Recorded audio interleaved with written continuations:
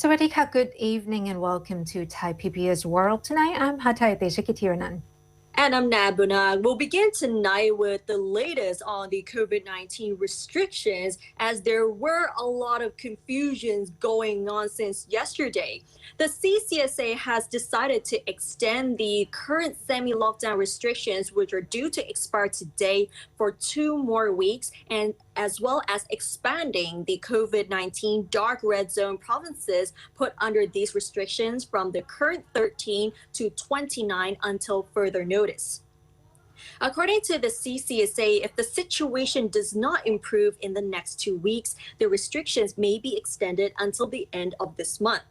Deputy Government Spokesperson Rachada Thanadire clarified to Thai PBS World today that the semi-lockdown measures are officially extended to the end of August, but the situation is being reassessed every 14 days, which means the restrictions may change in mid-August.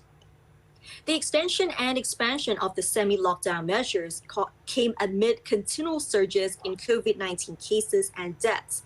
So the 16 new dark red provinces are Tak, Nakhon Nayok, Nakhon Ratchasima, Prajop Khiri Khan, Prachin Buri, Phetchaburi, Phetchabun, ระยองราชบุรีลพบุรีสิงห์บุรีสมุทรสงครามสระบุรีสุพรรณบุรีกาญจนบุรี and อ่างทอง The number of red zone provinces has also been reduced from 53 to 37, and the orange zone provinces have been increased from 10 to 11.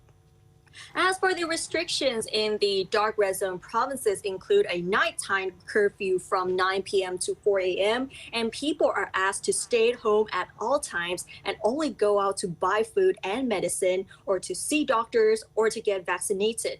Public transport is allowed to operate at only 50% of seating capacity and enforce social distancing measures. At the same time, interprovincial travel is restricted. Sports fields, public parks, public swimming pools, botanical gardens, competition venues, art galleries, meeting centers, public performance centers, learning centers, museums, daycare centers, hairdressers, manicure, and tattoo parlors are to remain closed.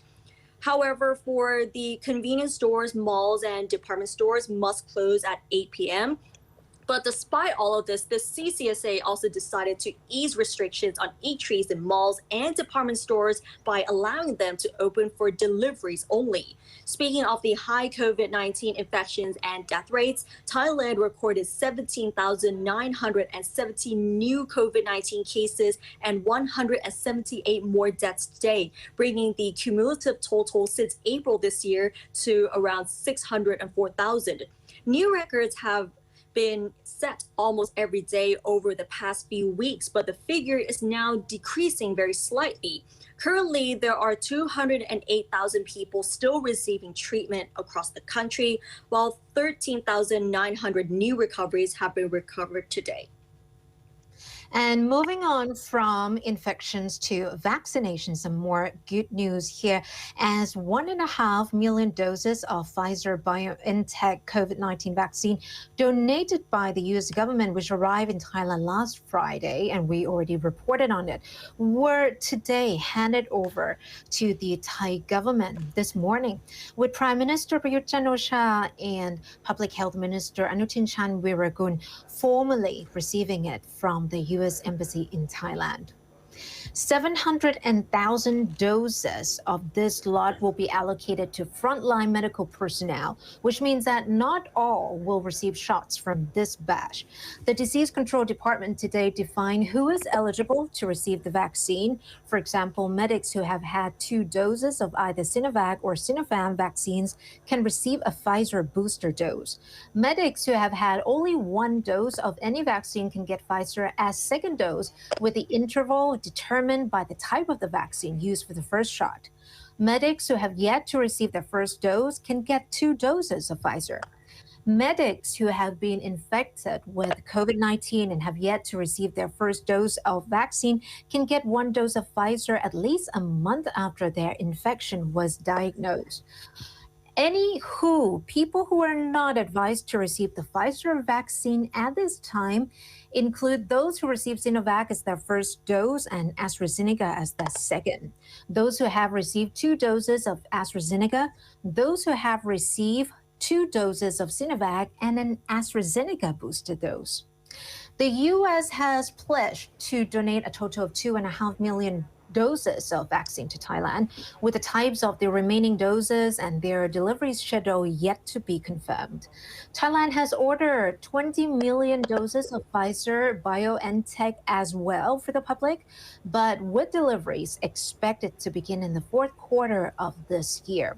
And Pfizer is the first mRNA vaccine to be administered in Thailand to date, because now we only have the whole virus of Sinovac and Sinopharm from China and the vector vaccine AstraZeneca that have been used. And moving on now to some good news for commuters in Bangkok suburbs. Red Line train services from Bang Sue Grand Station to Rang Sit and Bang Sue to Taling Chan officially opened this morning, with its inaugural train leaving the station at 10:29 a.m. The Prime Minister presided over the virtual opening ceremony. Red Line train services will be free of charge until October, or 3 months. Passenger capacity is currently limited to half, or 50%, due to the COVID-19 restrictions. The Rangsit Bangsu route only takes 25 minutes and just 15 minutes on the Taling Shan Bangsu route, which is considered a fast and convenient option for those who want to travel out to Bangkok suburbs.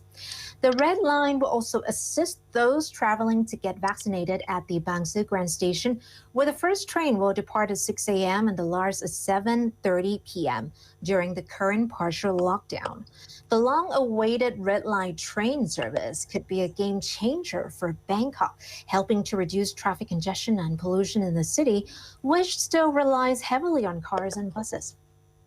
And with that, we wraps up tonight's program. But don't forget to follow and catch us on Facebook, Twitter, Instagram, YouTube, TikTok, and our website, www.thaipbsworld.com, for all the latest updates, as well as in-depth analyses. Thanks for watching. Stay safe, and we'll see you tomorrow. สวัสดีค่ะ สวัสดีค่ะ